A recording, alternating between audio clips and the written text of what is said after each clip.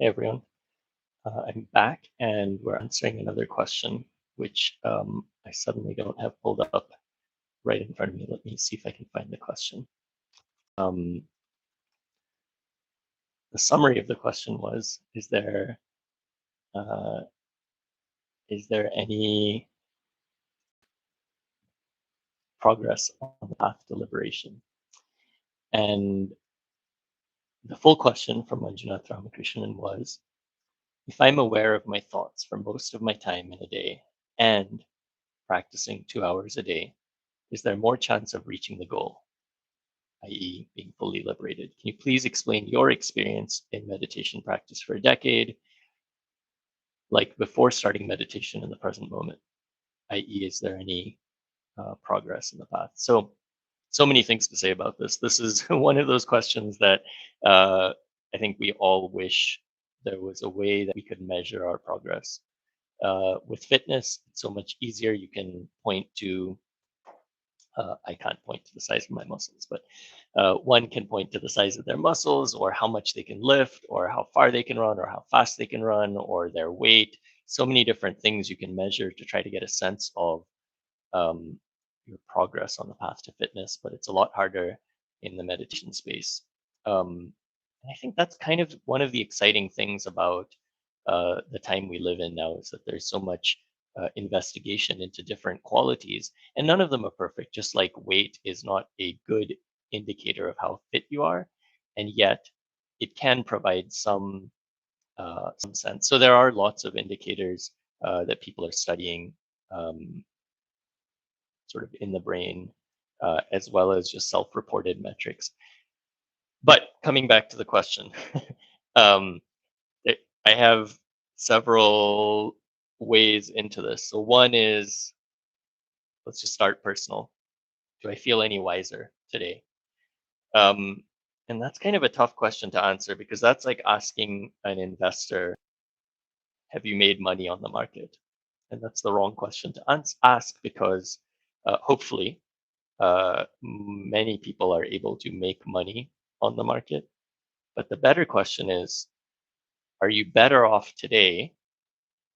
Let's say you're a day trader. Are you better off today than if you had just put your money in an index fund, right? Because there's something about the market that is just naturally increasing in value over time. And the question is, did you outperform the market? And that's why this question is, as an analogy, that's why this question is difficult because I started 10 years ago. I was 10 years younger. I was 10 years stupider in life, just in general. So there's a piece of uh, wisdom, hopefully, that's increased just from living life for 10 years. And so on a personal level, it's really hard to honestly answer the question or yeah, honestly answer the question with conviction. Am I wiser now because of my meditation practice than if I compared to if I hadn't been meditating? So I don't know. I'll say another piece because in the question you specifically asked about liberation, and from going to from being interested in this spiritual journey for a long time, and from going to Vipassana retreats every few years. Every time I go, I'm constantly humbled and reminded of how long the journey is and how short of a distance I've traveled into it. And so, very early on, about 10 years ago, probably around the time I started practicing uh, more regularly, I came up with this mental hack for myself, and I said, my goal is to be liberated in my next life. And the journey is so long that I better try as hard as I can in this life uh, to work at it. But it's not going to happen in this life. It's going to happen in the next life. And that took a little bit of the pressure off of like, okay, I don't need to constantly be asking the question, am I closer to the goal if there is one? I just know that it's a really long journey and I better be working at it every day to have some hope of getting there in the next in the next go on this merry-go-round. So I find that for me gives the right balance of you better be working at this compared to the pressure of am I getting there or not. Okay, putting that aside, so that was sort of point number two or thought number two. What I like about the way that Goenka teaches Vipassana or introduces it um, is he sort of says, forget about any promises of what you will get in the future. You need to ask yourself, is this helping you right now in this life? For what? Nothing fantastical or spiritual. Is this helping you live a more full, a more I don't want to say pleasant, a fuller, a more fulfilling life right now? And I think when you start, you can't ask that at the granularity of one sit or one day or even one week. Um, but I think if you're right at the beginning, I think asking that in, let's say, a 3 month chunk, I'm gonna commit to practicing at a certain level, whatever that level is. I'm gonna commit to practicing for 3 months, and then ask myself, do I feel better? And over time, you'll get to a point where if you don't sit at the regular time, you feel it. This morning, it's Christmas. Merry Christmas to those of you who celebrate. This morning I woke up and I said to myself, it's a holiday. I'm going to just sleep in, and my kids are going to wake up soon, and I want to see them opening their presents. So um, I'm going to give myself the day off. So I did that kind of knowing that I would regret it. And, within a few minutes of getting up and getting out of bed, I was like, man, I should have sat today. I can feel a difference. So I think over time you may find that the window that you can use to measure to sort of ask the question, do I feel any different today because I practiced? Not today. Do I feel any different because I practiced? Will shorten from say 3 months. Okay, I sat for a week and I didn't feel anything. Maybe I actually felt worse, but I'm going to stick through to 3 months. Okay, I sat for 3 months. Do I feel better in some way? Yeah, I do. So I'm going to commit to another period of time. And you keep committing, and eventually it starts to feel like, okay, this week I didn't manage to sit. That was horrible. I better sit. To, hey, I haven't sat for a couple of days. To, I didn't sit this afternoon, or I didn't sit this morning. So your, in a way, it sounds maybe it sounds bad, but your tolerance for not meditating will go down because you'll start to see. Um, I think of it as your proficiency will maybe increase in a way, but also your sensitivity to your own body and your own state will increase so that you're able to notice immediately, almost immediately, the difference when you meditate versus when you don't. Um, so I'm going to go back to the question again, just to kind of see if I've answered it fully. So, okay, so there's yet another piece that I wanted to add in here. So this piece about if I'm aware of my thoughts for most of my time in a day. And this was I think, I don't know if the questioner intended it this way, but the way I interpreted it was I'm going to set that as a thing that I do. And yes, there are there's a sense of awareness or a sense of intention that you have to set in order to say, hey, I'm going to go through my day aware, more aware. But I also want to state, for those of you that happen to have seen this really old movie called The Life of Brian, it's a Monty Python movie. And the basic premise is there's this guy, Brian, and for some reason, everyone thinks he's the Messiah. And he's like, no, I'm not the Messiah. And he keeps insisting that, but people keep hailing him as the Messiah. So there's this one scene in which he's running away from the crowd and his sandal falls off and he goes back. He's almost about to get it, but then he sees the crowd approaching. So he just keeps running. Um, and and the crowd stops and they're like, oh, the sandal, the Messiah took off his sandal. That's a sign of the Messiah. And I always think back to that of when we often think about these practices, sometimes we we look at there's an approach, which is to say, let's look at people who have gotten it, who figured this stuff out, and let's try to emulate them. There's a piece of that that's very well intentioned, but I think there's an emulation of the causes and the effects. Like the causes for someone to be enlightened or to whatever you want to call it, um, may be different from the way they behave once they've gotten that. And so, like the taking off the sandal in this in the movie just happened to be something that happened. It wasn't even an cause effect type thing. But people are like, "Oh, that's the sign of the Messiah. Let's all take off our sandals and be like the Messiah." And I just want to put a little bit of caution as you think about this idea of, "Oh, I'm going to act a certain way and I'm going to be aware the whole day." And um, I don't want to say that's a terrible idea, because you have to, I think there's a use in coming at this from both sides. The side of, I'm going to do these fundamental practices, like I'm going to go to the gym so that as I walk through the day, I'm going to go to the gym and do yoga so that as I walk through the day, my posture is better automatically because my body is stronger.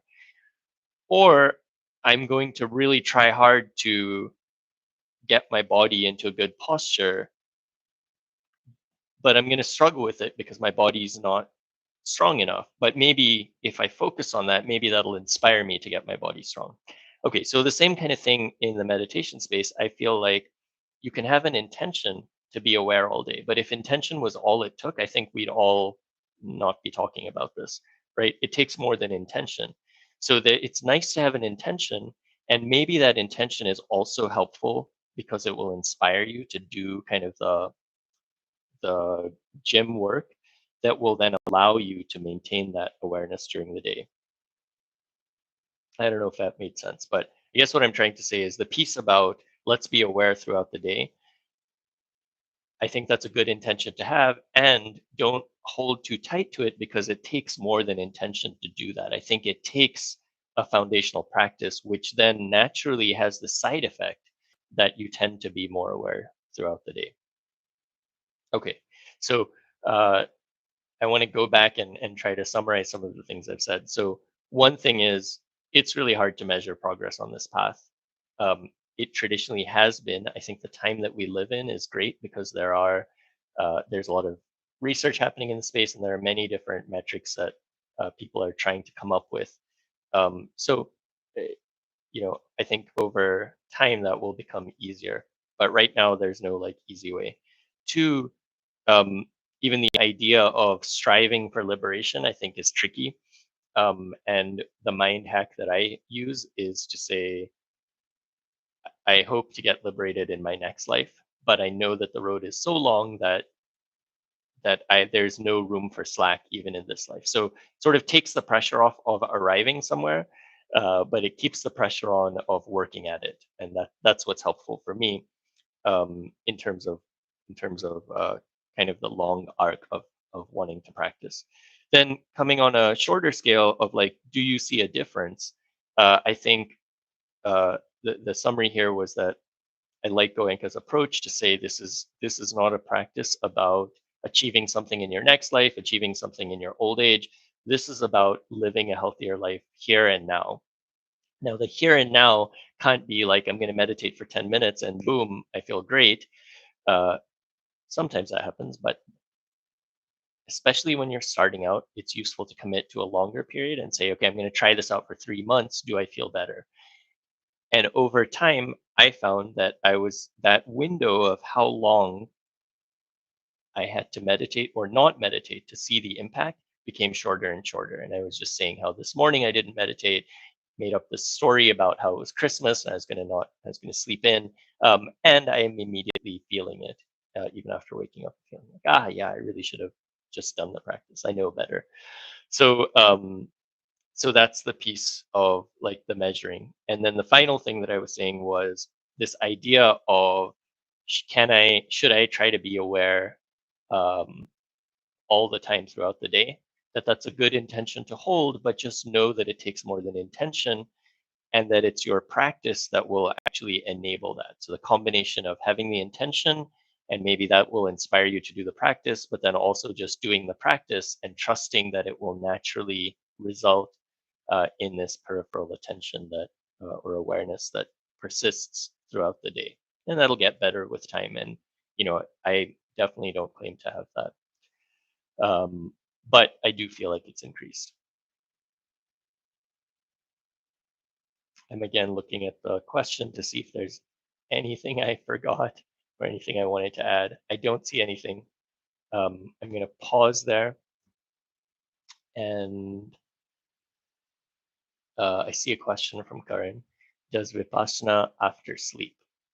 Hyper alertness. So I'm wondering if you can expand on the question, Karan. Uh, do you mean, does Vipassana help? Is Vipassana better after just waking up? Or I'm not sure if you could reword the question to be a little more uh, explicit if you're still on. That would be helpful. Does Vipassana effect have an effect after sleep? Um, does Vipassana affect sleep? Yes. Well, I won't say it so definitively. It affects my sleep in the following way, and I'm not. I think when you're on retreat at a Vipassana retreat, Goenka will say this, that you might find this. I have found this to be true also, that Vipassana tends to, what's the right way to say it? Not reduce, I guess reduce the amount of sleep that I normally need. I've throughout my life have been an 8-hour a night kind of guy. Even in college and high school, I always, was happiest when I had a full 8 hours of sleep at night. Um, when I'm practicing, and of course this changes with how intense the day is, if I'm working out a lot, or if there's a lot of emotionally charged events during the day. Uh, but generally, um, it's almost ish like 2 hours of Vipassana can kind of pull out of the 2 hours of sleep. So generally, I find that 6 to 7 hours of sleep is quite comfortable for me. Sometimes less than that, uh, but not if I'm not practicing. So when I'm practicing, I do find that I sleep less, but no less soundly. Um, so yes, it does affect sleep in that way.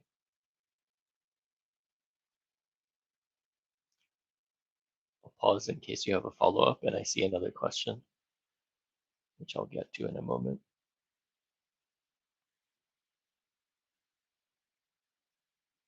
Okay, so RGSJ has a question. When doing Vipassana, when one goes on different body parts, the eyeball rolls and that causes a headache, I'm assuming. Am I doing something wrong?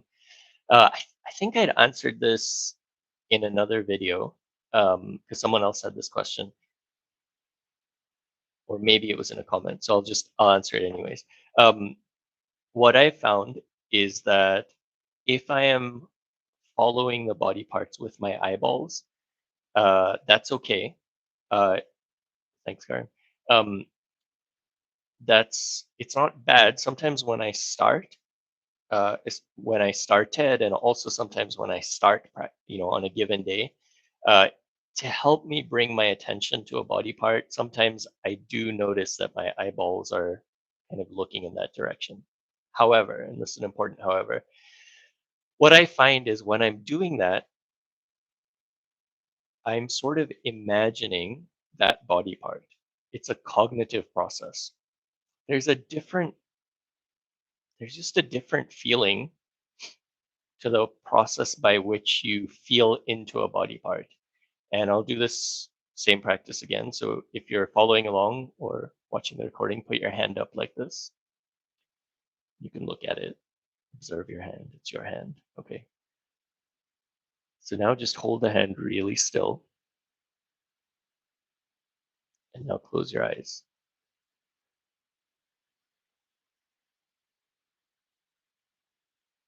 and still keep your hand very still. Now, without moving anything in your hand, is there something that tells you that the hand is still there and it's still yours? So there's, of course, the cognitive capacity that says the hand was there a moment ago, it must still be there. There is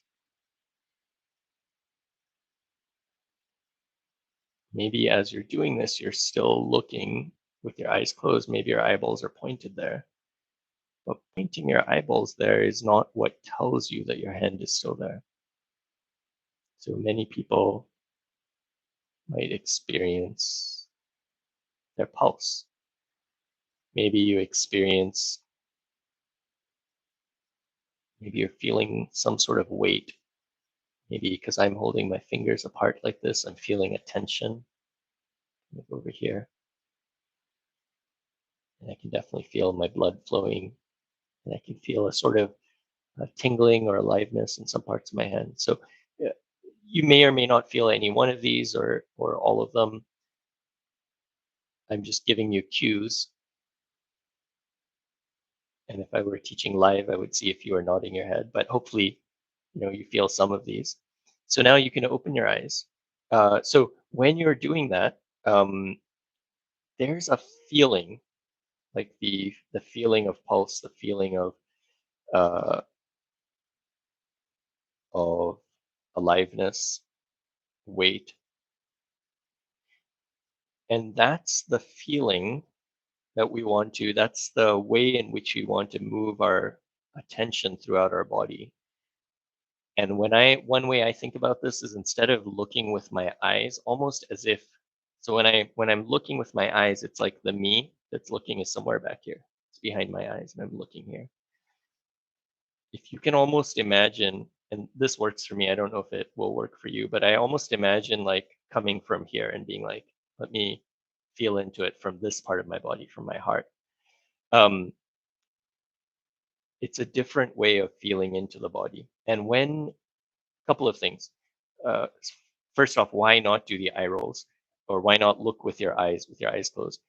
What I found is when I'm doing that with my eyes, I'm imagining A, B, it just hurts, like you said, because you're moving your eyeballs around, and then C, sometimes what happens is I'm in my head, I'm imagining like, okay, I want to be focused on my hand, I want to be focused on my hand, but then I'm uncomfortable, and it's because my back is hurting.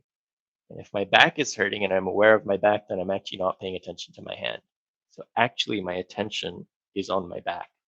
So sometimes I think that I'm focused somewhere because my imagination is there and I'm visualizing that part of my body. But actually, my attention, what it is that I'm feeling, is in a totally different part of my body. So uh, the short answer to that part of the question is I find that the eyes are a good way, if you're just not able to start, is a good way to help you get started. But see if you can be very careful, because sometimes when you're doing that, you're not actually paying attention there, you're imagining there. So see if you can separate those two ways of feeling out. Um, our fingertips have the highest highest density of nerve endings. So if you are having trouble getting started, um, like when you start doing Vipassana, Goenka suggests starting with the top of the head, and I'm sure there's great reasons for that. But if you're having a hard time getting started, starting with your hands or your feet can be really helpful, because there's so much sensitivity in your hands and feet, that it might be easier for you to feel into that part of your body and then slowly move from there. So with that, it's been 25 minutes. If you have any follow-up questions, um, please feel free to post them as a comment on the video, and I'll try to always post a video response to the comments. So thanks so much. I hope this was helpful. As always, my caveat is that I'm not a certified teacher in Vipassana. I'm just a practitioner.